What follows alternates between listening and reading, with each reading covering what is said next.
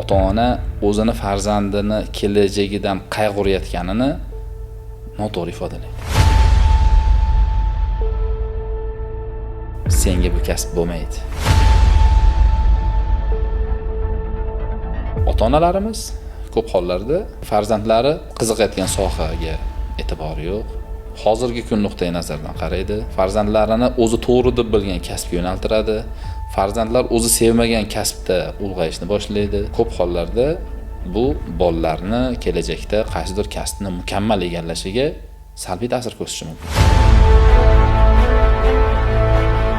Otasi prokuror bo'lsa, bola aynan yurist bo'lishi, ota vrach yoki shifokor bo'lsa, bola ham shu shifokorlik kasbini tanlashga majbur qilishadi.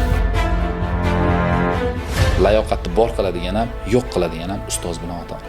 O'smirlik davrida ota-onaning ahamiyati farzand uchun yo'qoladi. Kasb tanlashda, hayotiy maqsadda birinchi darajaga ustoz chiqadi. Hamma bolasini tarbiyasizligida maktabdagi ustozni ayblaydi-da. Kechirasiz, maktabdagi ustoz ta'lim beradi. Tarbiyani ota-ona berish kerak-da. Odob bor insonga ilm yuqib ketaveradi-da. Bizdan keyingi yosh avloddan bir kerakli kadr o'zini sevgan sohasida mutaxassis bo'lib yetishsin. Biz undan foydalanaylik. Biz undan foydalanaylik haqiqatda-da. Noto'g'ri kasb tanlash nimaga olib keladi? Nafaqat o'zini hayotini, jamiyatda bir qismini rasvo qilishga olib keladi. Ota-ona o'zini qarichlari bilan, o'zini mezonlari bilan farzandiga hamma to'g'ri yo'lni ko'rsatishi bu to'g'ri, lekin hamma to'g'ri yo'lni ko'rsatib, men bilaman deb o'ylash noto'g'ri. Bu fikr to'g'ri. Men qo'shilaman. Biz o'rganishimiz uchun yana bitta obyekt paydo bo'ldi. Endi nima desa, kasbiy deformatsiyalar paydo bo'lishni boshlaydi. Eng kuchli mutaxassis doktorni kimni bilasiz? Misol uchun sifatlari bo'ladi. Mana doktor bilimli bo'lish kerak, yozgan natijasi to'g'ri bo'lish kerak. To'g'ri tashxis qo'ya olish kerak. To'g'ri tashxis qo'ya olish kerak. Yana nimasi bo'lish kerak? Zo'r mutaxassis bo'lish uchun desa, men aytaman dedi. Sen gapirganingda ensa qotir o'tirish kerak deyman.